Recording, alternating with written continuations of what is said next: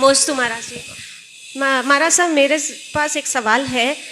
आत्मशुद्धि के लिए जैन धर्म के सिद्धांतों, उनकी क्रियाओं, मंदिर के क्रियाकर्म और जो हम मंत्रोच्चारण करते हैं, विधि विधान करते हैं, वो ज़्यादा आवश्यक है कि प्रभु से एकाग्र होके हम स्वाध्याय करें, सच्चे मन से हम उनकी लगन करें, प्रभु भक्ति करें, वो ज़्यादा आवश्यक है? देखिए, सबसे पहली बात तो आपकी बहन जी के लिए मैं कहूँगा, उन्होंने बहुत अच्छी बात की कि मैं यूनिवर्स को थैंक्स देते रहती हूँ, और ये जीवन की एक बहुत बड़ी उपलब्धि है। ये सभी को निरंतर देते रहना चाहिए। धन्यवाद ज्ञापन की प्रवृत्ति हर मनुष्य को होना चाहिए। धन्यवाद देना, कृतज्ञता प्रकट करना हमें सीखना चाहिए। जो जितना कृतज्ञ होता है वो उतना गुणी होता है। आपने ये भाव प्रकट किया, निश्चित ही आपके जीवन की एक उपलब्धि बनेगी। आपका सवाल है कि आत्मशुद्धि में सिद्धांतों का अनुकरण, प्रभु से एक तान होना ज़्यादा प्रभावी है या धार्मिक क्रियाएं करना? देखिए, यथार्थ देखा जाए तो आत्म साक्षात्कार ही आत्मशुद्धि का आधार है।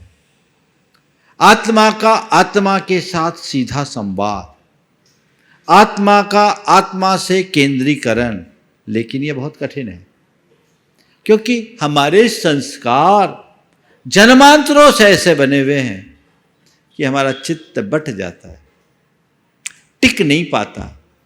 तो हमारी आत्मा आत्मा में टिके अति उत्तम है, ना टिक पाए तो विषयों में जाती है। विषयों में जाती है तो शुद्धि तो नहीं होती, अशुद्धि और बढ़ जाती है। परंतु प्रभु महाराज साहब, मुझे आनंद, मुझे खुशी, और अभी बता रहा हूं आपकी बात, आ रहा हूं। अब पहले बात सुनिए कि आत्मा में डूबना अगर संभव है तो इससे अच्छी बात कोई नहीं।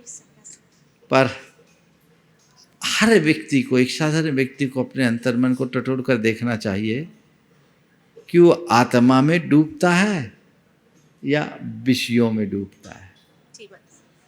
जैसे ही हमारा चित्त बाहर आता, विषयों में डूब जाता है।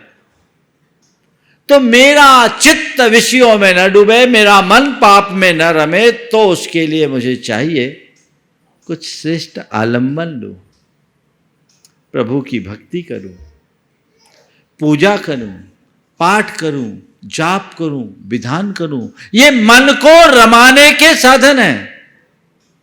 समझ गए? जी। आपने पक्षी को आसमान में उड़ते हुए देखा है?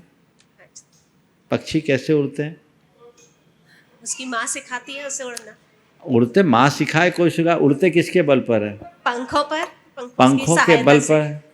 उड़ने का असली आनंद उनको कब आता है? जब पंख फड़फड़ाते हैं तब, या पंख स्थिर करते हैं तब? पंख स्थिर करते हैं तब।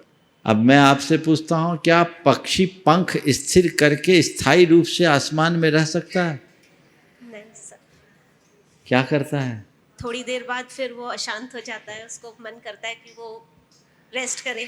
रेस्ट करे नहीं, अगर पंख स्थिर करता है तो नीचे आने लगता है। उसे अपनी उड़ान को बनाए रखने के लिए फिर से पंख फड़फड़ाना पड़ता है। ऐसे ही आत्मा में डूबना पंखों को स्थिर करना है, और धार्मिक क्रियाएं करना पंखों को फड़फड़ाना है। जब नीचे गिरने लगो, पंख फड़फड़ाओ, थोड़ा थोड़ा फड़फड़ाओ, ताकि जमीन में नहीं रह सको, उड़ सको। ये बात सही है कि जिस समय पंखों की फड़फड़ाहट होती है उस समय उड़ान का असल आनंद नहीं है, लेकिन बिना पंखों को चलाए उड़ान कर पाना भी संभव नहीं है। इसलिए जब तक तुम अपनी शुद्ध आत्मा में डूब नहीं पाओ तो शुभ क्रियाओं का आलम्बन जरूर लो, क्योंकि अशुभ में तो मन वैसे ही रमता है। इससे बचो। नमोस्तु।